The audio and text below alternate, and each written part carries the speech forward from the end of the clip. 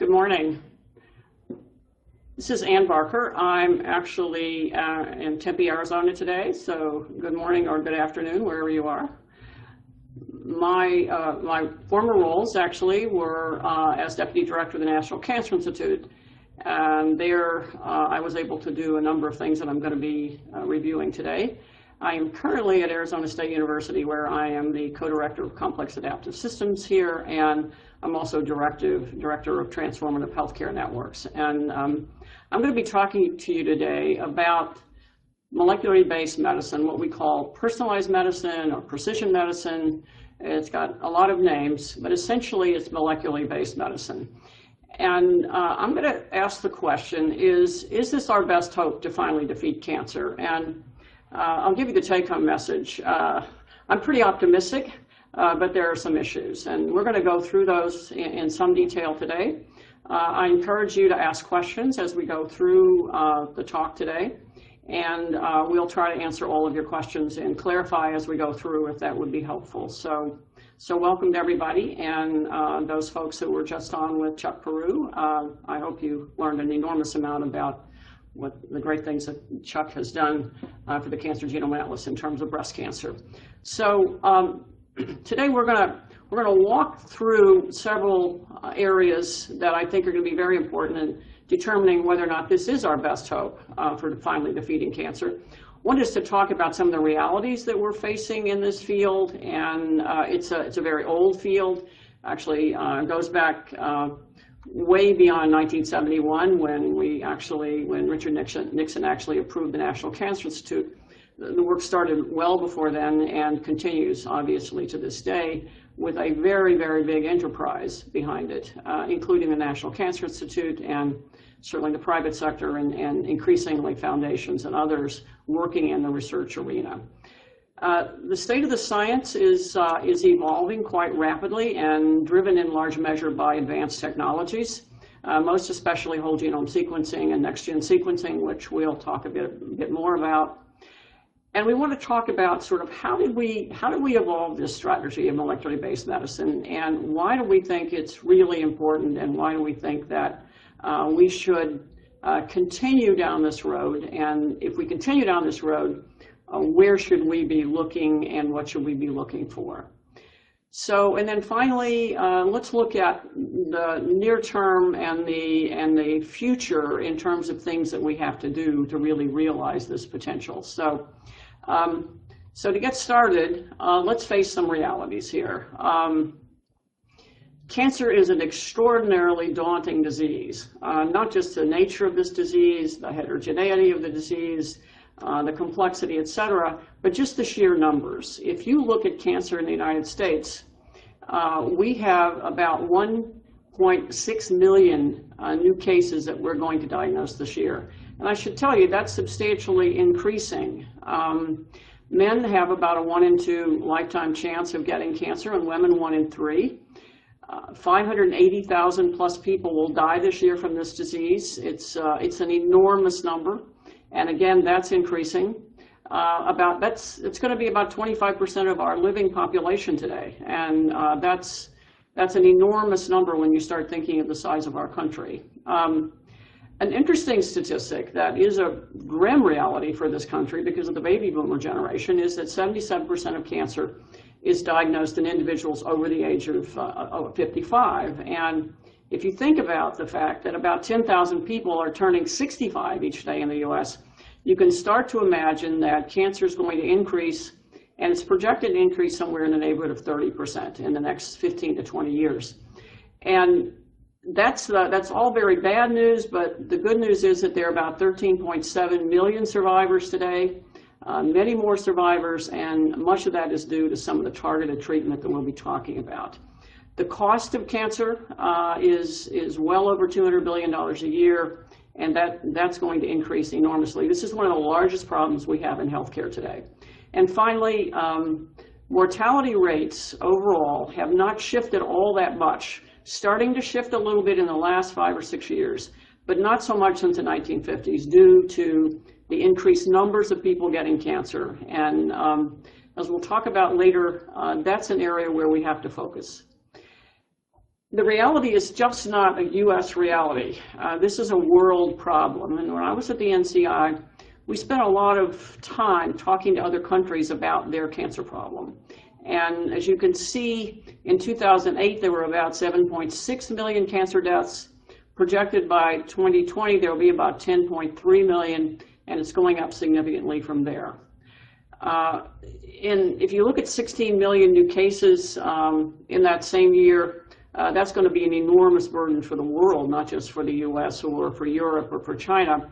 But if you think about China, China has 350 million smokers.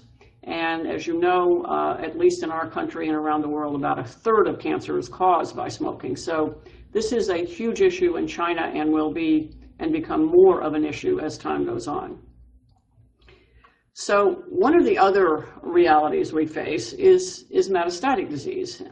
As you can see, these numbers are a little better than when I made this slide about a little over a year ago. But if you have metastatic disease at the time of diagnosis, your chances of recovering and surviving your disease might become much, much less.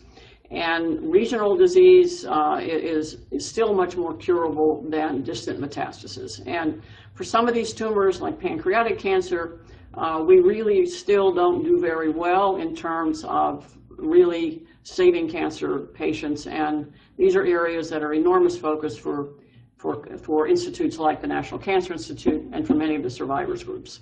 So that's all about the daunting statistics that we're going to consider for the moment, and that's, heaven knows that's enough. But the reality of what this has actually led to over the many years that we've been trying to actually cure this disease and treat this disease more effectively is that we have a pipeline or a drug development process that hasn't done very well. So if you look at this slide, you'll see that from the time we start in the discovery, say, of small molecules to approving actually a drug, FDA approving a drug, it costs us about $1 billion, and it takes about 15 to 20 years. Now, that is in large measure due to the complexity of this disease and the lack of effective biomarkers. There are other reasons, but the heterogeneity of the disease and complexity for cancer has been a daunting problem and remains a daunting problem, even as we move toward molecular medicine. If you think that it would be appropriate, and you have questions as we go through this talk, please ask them as we go along. So we don't have all of our questions at the end. So let's talk a little bit now about the state of cancer research. And if you look at where we all started down this road, it started when, all the way back in 1990, when there was the national attempt to sequence the human genome, which turned into a major project, a very successful project, one of the most, probably one of the most transformative projects of our time. If you look at what that project actually really enabled, it was the ability for us to identify these changes in genes and changes in chromosomes actually at every level of the genome, whether it was copy number changes, big changes in the genome or in the chromosomes, RNA expression, microRNAs, which are much more recent but extraordinarily important, point mutations, the proteome, the epigenome, etc. So if you go to the literature today, you will find all of these areas being explored. And if you think about how far we've come in terms of knowing the numbers of genes, knowing the number of base pairs in DNA, and knowing that we are still pretty dismal in terms of knowing function, only about 50% of what we know about the genome in terms of mutations or changes in the genome have actually enabled us to understand function. So this is our challenge. Understanding changes in the genome is step one. Understanding the functional changes that occur as a consequence is step 2 through whatever. And we've got a lot of work to do there, and that in fact is probably our biggest issue in terms of realizing the promise of molecularly based medicine. The other thing I want to point out at this stage, and it is an area of research for the cancer community, has been for many, many years, and that is that cancer occurs in context. So the microenvironment, the architectural issues related to how DNA gets expressed or how it gets interpreted by a cell or within a cell is incredibly important. The last thing I'll point out is that, this is a trip that we haven't been on all that long. The first oncogene was actually discovered only in 1986. So this progress has been pretty rapid. And if you think about where we are now versus where we can go, I think we can expect exponential progress at this stage. So I want to pause here for a second and think about what it is that really started us on this road and really catalyzed more thinking about how can we actually understand the genome, and is understanding the genome our best ticket to really eliminating suffering and death due to cancer, hopefully curing a lot more cancer. So this is a drug that was developed and approved in 2002, Gleevec, imatinib, for chronic myelogenous leukemia. And this is a very interesting story, and one that is worth knowing a lot about, because it has matured, and today we know a great deal more about this drug and a great deal more about this particular change in the genome, which has allowed us to understand a lot more about other diseases. So if you look at this particular change in the genome, it's a fusion genome. It's an exchange actually between two chromosomes, chromosome 9 and chromosome 22, to create a new construct, actually. And that new construct leads to a new protein. That new protein, as Brian Drucker and his colleagues found out when they started working on this particular alteration of the genome, drives a great deal of what happens in chronic myelogenous leukemia. And so that drug was approved in 2002, and lo and behold, many of those patients, many of whom actually were near death, were virtually cured. Now, that was the good news. The bad news is cancer is extraordinarily intelligent, I put that in quotation marks, disease.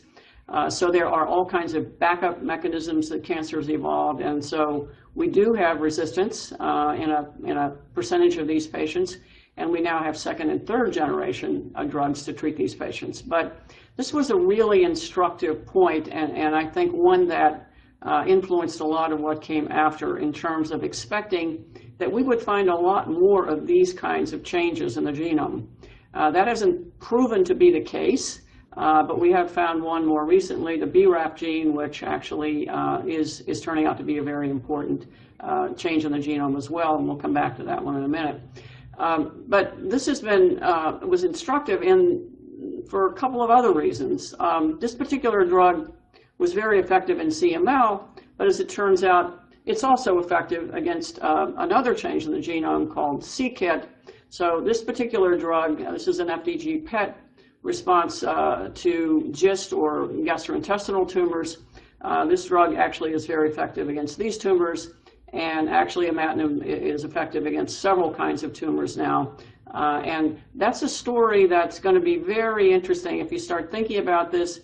Here's one change in the genome that imatinib is working against, and another one that it's also working against. It's a very interesting sort of dynamic that we're beginning to understand, that these genomes, some of these changes are going to be common across several cancers. Some are going to be very unique. So you've got to look at the drug very carefully and test it in clinical trials against several diseases. So we, in 2003, Francis Collins and I had a conversation. We had many conversations with our board at the National Cancer Institute. Is it time, given what had gone on in discovery, what we knew about the human genome from the Human Genome Project, is it time to sit down and talk about doing a big science project for the cancer genome? And the answer was yes. We decided to do that in 2003. So we set up the Cancer Genome Atlas. Some people like it, some people don't like it. It's big science. I personally believe that we are at a stage in science where we need to balance big science and R01, or individual investigator-initiated science. the goal here was to identify all the genomic changes in up to what became 20 different cancers. And I think you heard from Chuck Peru on the last talk about some of the things that TCGA has accomplished in breast cancer. So this was a very big project. Everything in this project was highly controlled, from the samples and the quality of the samples to pretty much everything about the data, how the data was actually deposited, how the data elements were selected, how we managed the data in terms of the data repository. And we also had analytical teams to work on the data, and we had technology development that both NHGRI and NCI funded during that period. So very big science, a very big project, and many publications now in Nature cataloging the various mutations that we have found in TCGA, some very interesting, some confirming what we already knew, which is an extremely important step when you think about the fact that thousands of people have worked on these genomes. And we need confirmatory kinds of projects like this to ensure ourselves that these data are real. So we used multiple technologies here. We started with Sanger sequencing. We worked our way through and actually adopted next-gen sequencing. And we looked at various states of the genome, RNA, obviously changes in the DNA, the epigenome. We did not work on the proteome in this project. Specifically, some of our colleagues did in some of the centers. And there were a number of centers obviously working together on this project, and literally hundreds of investigators. So if you think about the kinds of things that come out of projects like this, and there are other projects like TCGA now out there, this was actually the first tumor we reported on, which was GBM, or glioblastoma multiforme, which is an extraordinarily lethal tumor, as you know. At the time we started this investigation with TCGA, there wasn't much in the literature that actually would inform us about this tumor in terms of how to treat it, how to diagnose it. So what we were able to do is, as we worked our way through this, we were able to map these changes in the genome pretty systematically. And this is expression, RNA expression. And we were able to actually subclassify these tumors. And this has been done since with ovarian cancer and other cancers. But essentially, it also allowed us to take the pathways, and as you can see here, the RTK, RAS, PI3 kinase pathway, the P53 pathway, the RB pathway. These were pathways that we knew a lot about, but we were able to map the genomes and the changes in the genomes to these pathways, which substantially improved and increased our confidence that, for example, the tyrosine kinases, we know they're important in cancer, we know they're important targets, but this was a great way to start to look at this. And there were new genes found here, and this is probably one of the best databases out there for GBM. Many investigators now working on this tumor, and lots of new drugs coming along and being tested for GBM. Unfortunately, not moving nearly as quickly as we would like, but I think in the next 4 to 5 years here we'll see some significant changes in the way GBM is diagnosed and treated.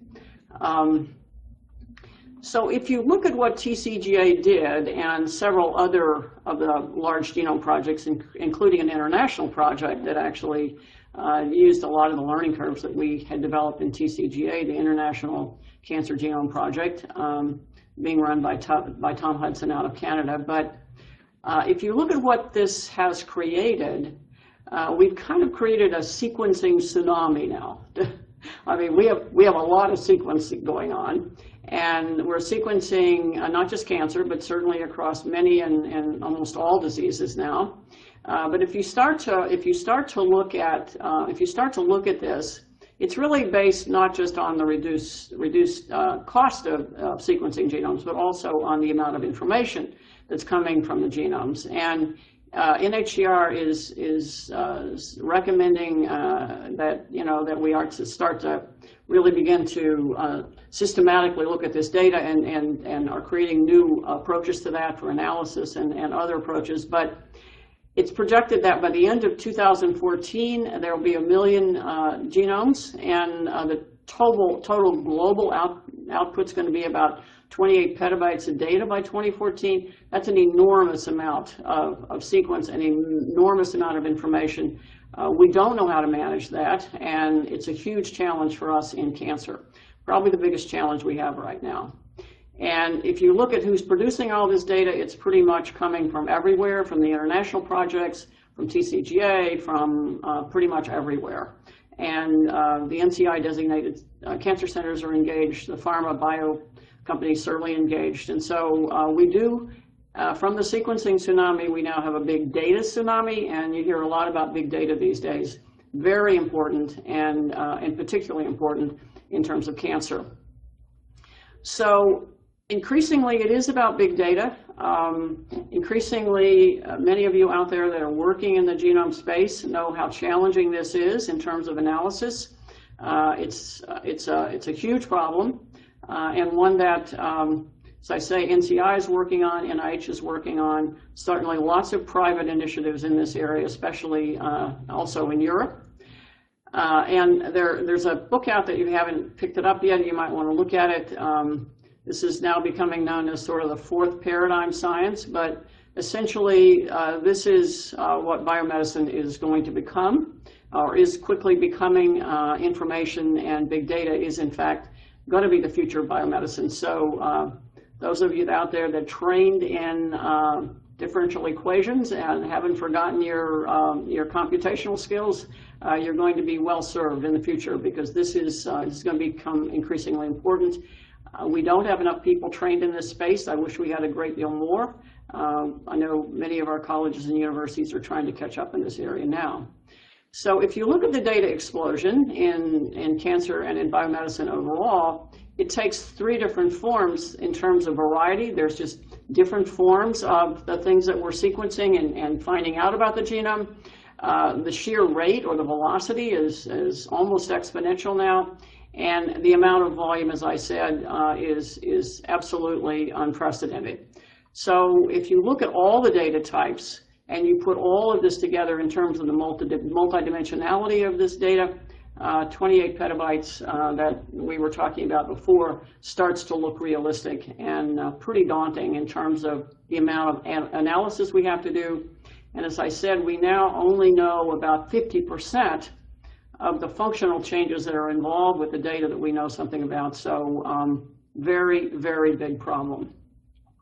So the beauty of this era that we're living in right now, and I think we'll all look back on this era as one where we're beginning to open a new window into understanding the complexity of this disease. This big data really, if we manage it correctly and we put the right teams together, I think we can start to deconvolute the complexity of this disease in ways that we wouldn't have guessed even 5 years ago. And I'm going to spend a minute on that at the end of the talk. So the way we're starting to think about cancer, and the way I like to think about cancer, and the way I'd like you to start thinking about cancer is as follows. This is a complex information-driven system under the influence of evolution.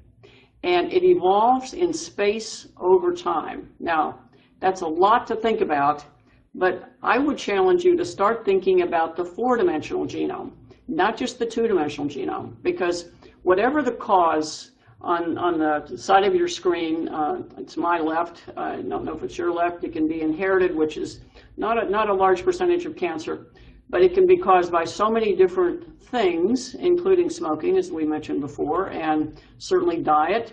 But wherever you start in terms of the changes in the genome, everything after that is actually under the influence of evolution, all the way up to the malignant state. But this is a system composed of many subsystems. So we need to start thinking about this to understand function. We're going to have to understand a lot more about the four-dimensional genome. So if you look at the way we saw patients, and you see patients as you sequence them, even though if you look at this going back to the subtyping of GBM, every line on there actually is an individual patient. No two patients are going to be exactly the same, but there are common features in these pathways that unite them. Almost like snowflakes. I put snowflakes on one side of the screen here because, as you know, in physics, there are some really interesting structural features and physics of snowflakes that make them look very much the same on a gross basis, but very, very different when you get down to the nanospace. And so the same thing we may need to start to thinking of patients and of the science that we're dealing with in this same way. So the pathways that we're talking about are quite common. The extent to which patients' changes occurs in those pathways is quite different. So finally, I want to turn to the question that we asked when we started this conversation, and that is molecularly based medicine our best chance to defeat cancer? And I'm going to give you a maybe right now because I want to bring up a few issues, and they're issues that we all have to deal with to realize the potential of whatever we have here. And I think we do have an extraordinarily good opportunity to do a lot more about this disease. So there are several barriers. I'm going to talk about two of those barriers this morning, but one that's close to my heart is this issue of high quality data, best practices, and standards for the areas that are driving biomarker development. And biomarkers are actually signals of either normalcy in a cellular or a process that actually signals that something is okay or something is not okay in the case of disease. But there are other barriers here, like as I said before, translating data into knowledge is probably one of our biggest barriers. Clinical trials and realigning and redesigning clinical trials to accommodate a personalized medicine approach. Economic realities of this, who's going to pay for it.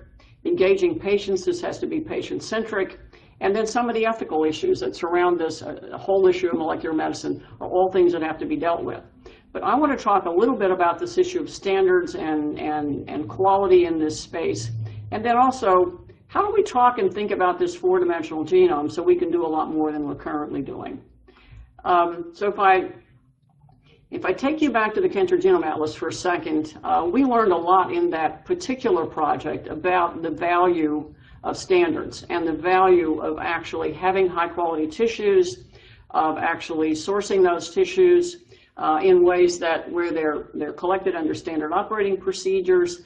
It turns out to be pretty important. And even though technology is moving very quickly now, the significance of reproducibility of data and reproducibility of findings is incredibly important, especially, again, around biochemical biomarkers. And I would argue that quality tissues and access to quality tissues is going to be critical and is going to be more and more difficult in the future because we're getting better and better actually at preserving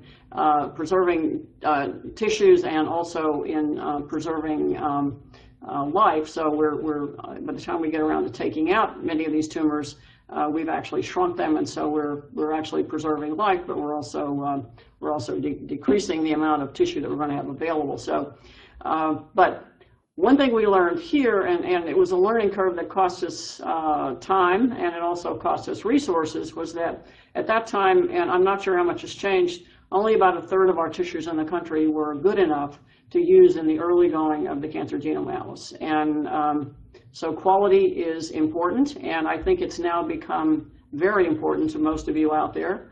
And the second area that is, I think, reflects some of these problems, not just in tissues, but also lack of standards in the technology space, is that we are not very good at developing biomarkers. And, well, we're not very good at all at developing biomarkers. We've discovered about 150,000 in the literature. About 1,000 of those have actually made it through the FDA, only about 1.3 per year since the early 90s. And the reasons are complex, but a lot of them have to do with reproducibility of data and the quality of the analytes that we're working on. So this has to be fixed. Otherwise, we can make all the discoveries we want, but we have to have decent biomarkers to pair up with the kind of drugs that we want to get approved. So if you look at what we're going to do about the biomarker problem and the standards problem overall, for biomarkers, we don't currently have a prospective way to think our way through a pipeline to actually develop an end-to-end approach to biomarker development. It just doesn't exist.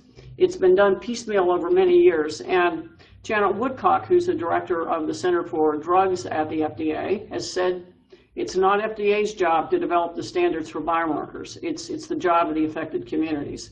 So I'll just mention one of the things that we have done here at Arizona State University, actually in collaboration with many partners, the Critical Path Institute, the International Genome Consortium, Mayo Clinic, TGen, and many national groups as well now, is to take this problem on. So we've developed something called the National Biomarker Development Alliance. We'll be launching that in January of 2014.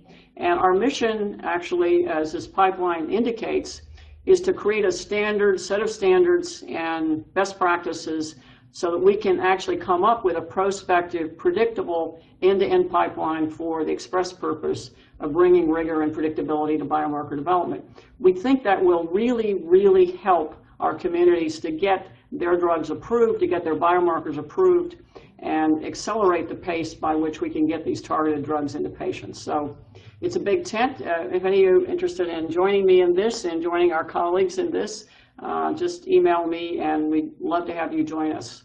So coming back to this issue of complexity, I want to spend my final few minutes here on talking about how this cancer community can embrace complexity and think more deeply about the four-dimensional genome. This is where progress will be made, in my opinion. So coming back to cancer as a complex system and all the discussion that we've had about this, sorry. You can still make mistakes when you have everything under your control there. But coming back to this idea that cancer is a complex system, it's not just a complex system in the sense that you're looking at it in a linear fashion. You have to look at it in terms of the subsystems and the interaction that goes on in three-dimensional space and over time. And time is a big component in cancer when you think about it, because and with many of these cancers, it takes decades to develop these diseases. So we need to understand a lot more about how these changes in the genome get expressed in terms of this four-dimensional idea. And if we can do that, then we'll start to take what we now look at as pathways, and this is a Hanahan-Weinberg slide that lots of people show. But essentially, cancer is an emergent system.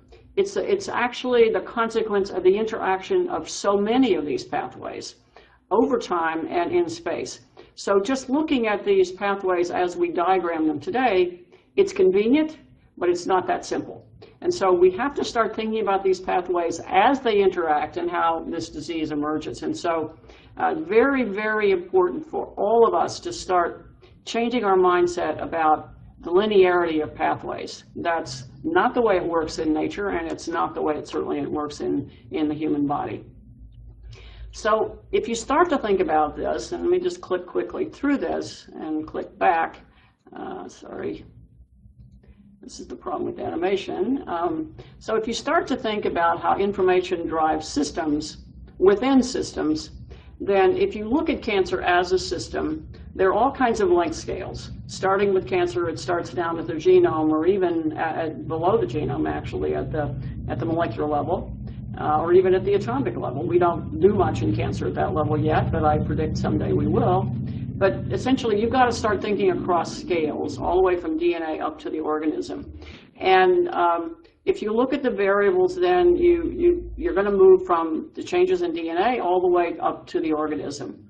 And these systems obey the laws of physics. It doesn't necessarily explain their behavior because it's an emergent system. So the subsystems can actually behave in some way, but the emergent system may behave differently. And we see that in cancer. And heterogeneity actually produces a lot of things that we can't control. So these behaviors that we see in cancer, whether it's the emergence of metastasis or resistance, or the ability to actually physically these cells to move from one place to the other, you can't really explain this by understanding the components. So each of these components is part of a complex system, and I would argue that's the future. How do we understand complex systems? Cancer is information. it's decoded in context. And so shape matters, context matters, infrastructure matters. This is all information, and the information is being translated between the context of architecture and DNA. And people who worry about the microenvironment are starting to really make contributions, I think, in this field.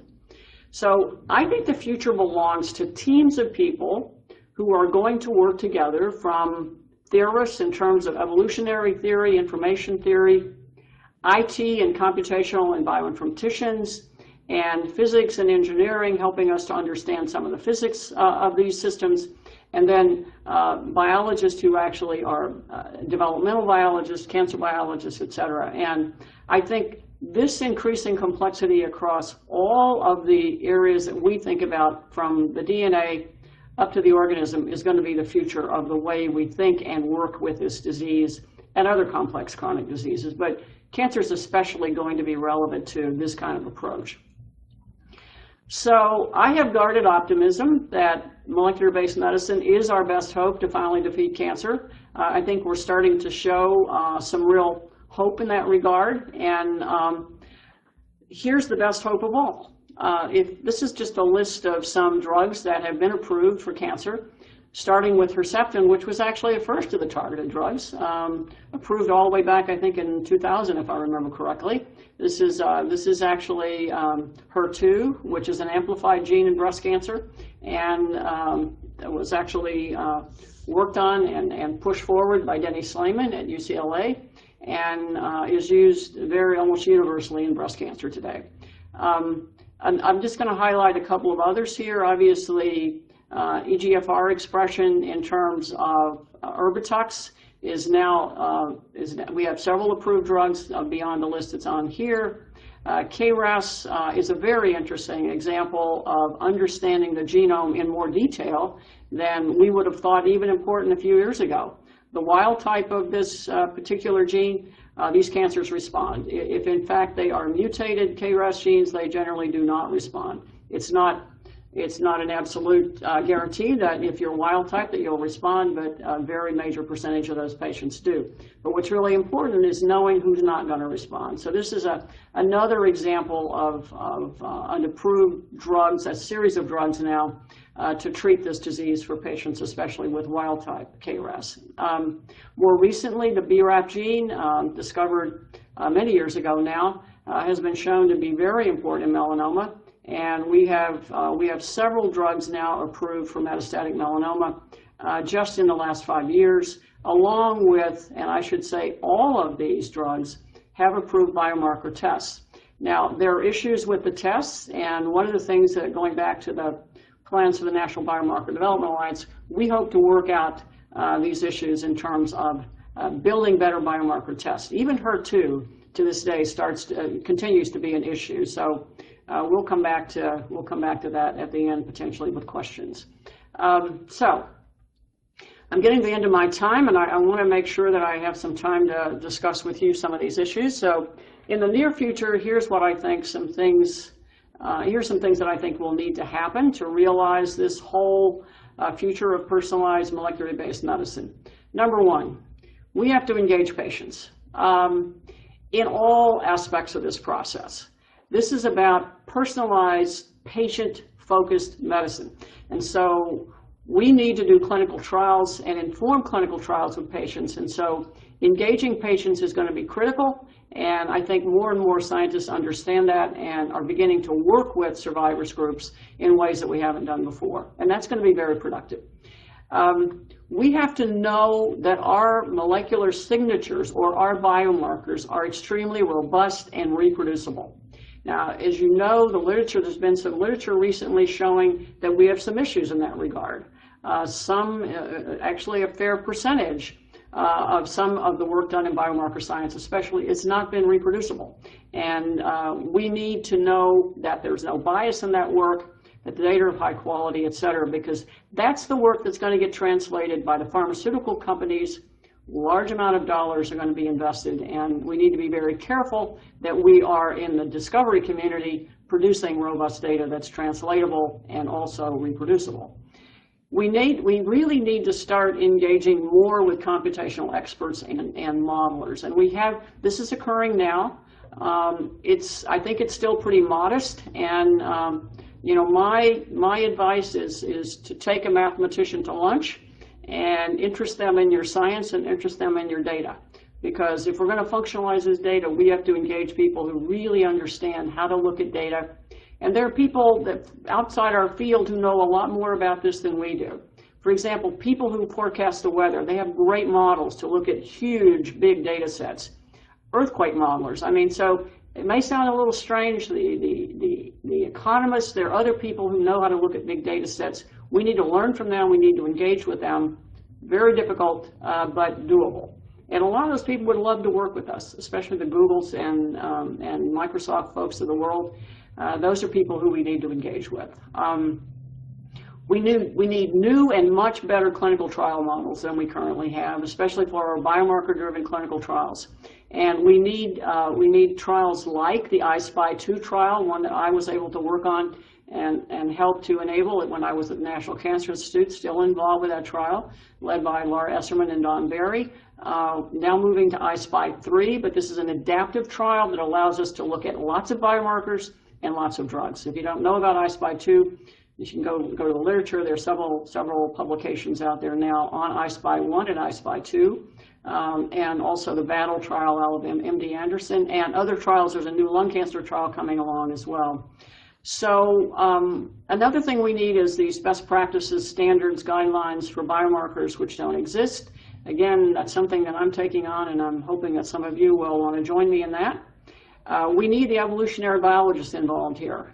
We don't have great strengths in terms of evolution in cancer. We know that it's very important, but we haven't thought about how you actually model to prospectively understand, for example, resistance. And I think evolution is incredibly important in terms of understanding resistance to the drugs that we're administering.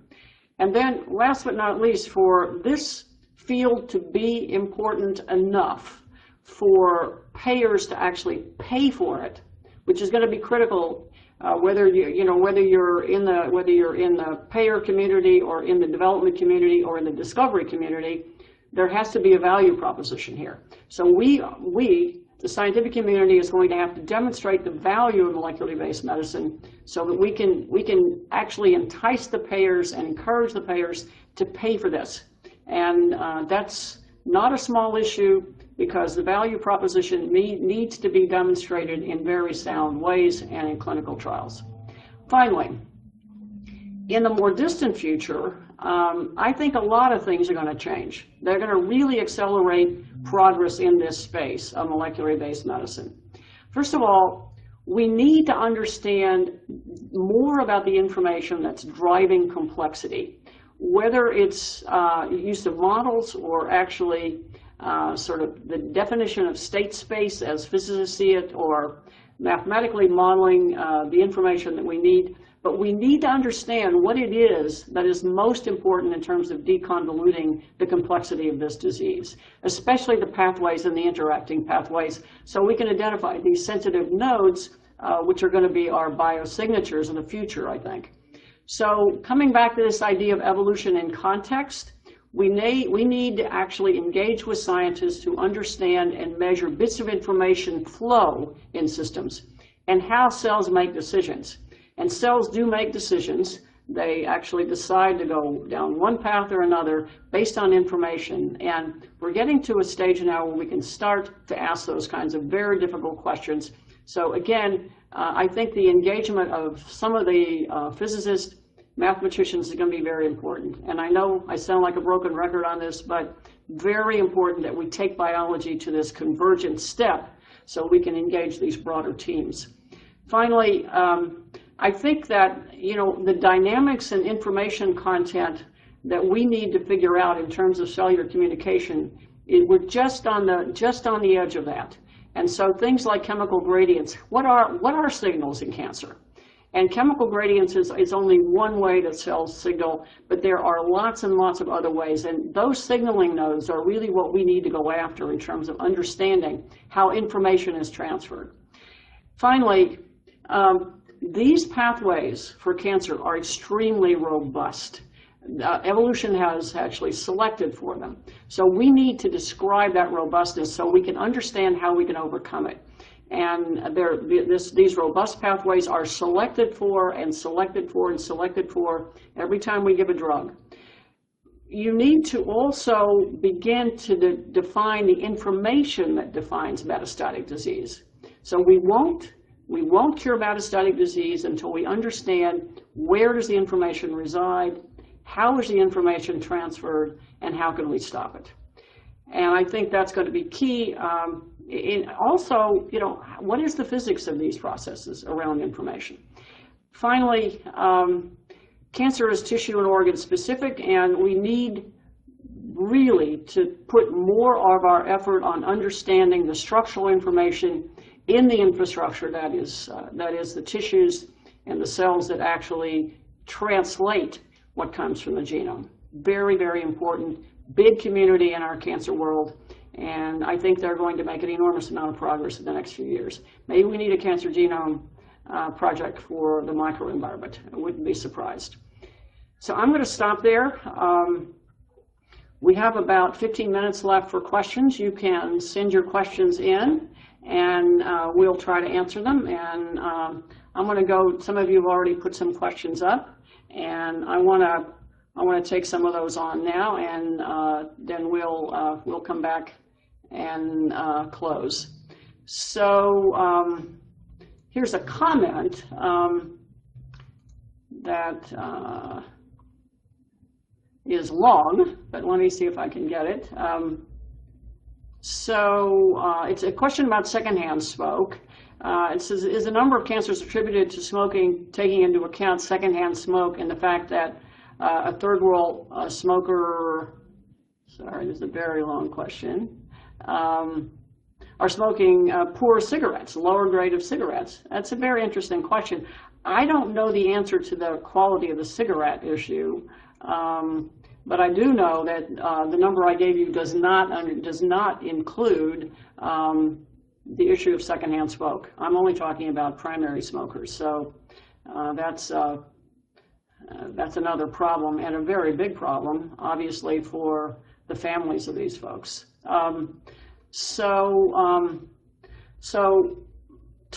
a second question on biomarkers here.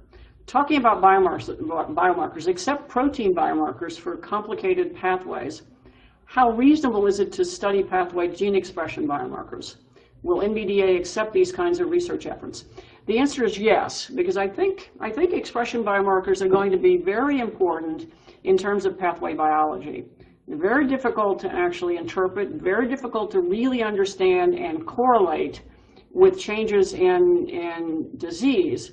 But I think we're entering an era where we can, with our computational friends, begin to develop algorithms to capture the amount of information that would be in an expression profile. And there are people working on that. So I think this is a great area. I think it's one that we should not underestimate, but we do need to think about some of the practical considerations of standardizing the approaches and the best practices, the guidelines, which many of you have worked on over the years. We don't need to reinvent a lot of wheels here. So the answer is yes, very important. As a matter of fact, I think maybe one of the most important maybe of some of the biosignature issues. So are we collecting data from thyroid cancer patients as well? I haven't mentioned it. Well, I haven't mentioned a lot of cancers, but thyroid cancer actually is, as you know, a very serious problem. And yes, there are several groups collecting a lot of information on thyroid cancers. I don't believe, I don't have the data in front of me. I don't believe that, I think we have tissues for the Cancer Genome Atlas for the thyroid cancer. I don't think that cancer has been run by the groups yet. It was not in the top 20, but there are several groups that are sequencing thyroid tissues, and I think we will have good. I think we will have good data on thyroid cancer. It's a really interesting one, and essentially one that we should be looking at more carefully. It is a big problem in certain countries, more so than in the U.S. So, my favorite question. What is the four-dimensional genome? Well, it's my term for what we need to do, and it's a bit of a play on words, granted, but if you think about the way we're thinking about the genome today, essentially, if you lay out a sequence, and I don't know how many of you have looked at a genome sequence, but probably a lot of you have by now, we're laying out a lot of zeros and ones, essentially is what we're reading from the genome, digital information, in two-dimensional space. So what I'm asking us to do is to think about moving up in terms of thinking about four-dimensional genomes, in the sense that let's think about that genome in space, three-dimensional space, and over time, which would be the fourth aspect. So essentially, it's a way to bring together the functionalization of the genome. So I think I'm coining this phrase. I don't know if I coined it or somebody else coined it, but I like it, and hopefully we can pick up on it and start thinking about how to really delve into the four-dimensional genome, not just the two-dimensional genome. We're right now into the four-dimensional genome producing lots of big data, but I would predict there's going to be a lot of progress in that, especially in understanding that configuration between sort of spatial issues and how information is transferred between the architecture of the cell and the digital changes that occur in the genome. And it's a little bit, I think it's hard for us to wrap our mind around the fact that the genome is digital information. It is zeros and ones. It's very much like a computer program. And it's an extraordinarily complex computer program. We know something about it, but we need to know a lot more. And there's a lot more in the genome actually that we don't know probably than we do know. So how can you get involved and help to achieve your vision of how cancer is defeated? Well, there are so many ways that it would take me a lot more than the 8-9 minutes that I have left here to tell you. But if you're a scientist, then I hope that you're working in this space of accelerating progress against cancer. Whether it's in the basic science space, which I believe is incredibly important. I think a lot of our advances are going to come from fundamental science in the future. Whether it's in the translational space and you think about how do you actually develop very, very high quality biomarkers, or how you develop very, very excellent drugs if you're in the pharma industry, or if you're in the clinical trial space, how do you do better clinical trials? If you're a patient, there are over 800 survivors groups out there that you can get engaged with. If you're a professional society, then we're focusing on everything. For example, in the American Association for Cancer Research, we're focused on policy, we're focused on basic science, translational science, clinical science. So there are so many ways. And finally, make sure that you're talking to Congress about supporting cancer research, because right now, NIH and NCI overall are taking a big hit, and we need our fundamental science to be supported. We need our clinical investigators to be supported. So one of the things that everybody can do is write a letter and say, we want to support research. There's a question here that is one that is a very big deal, and one that really worries me a lot.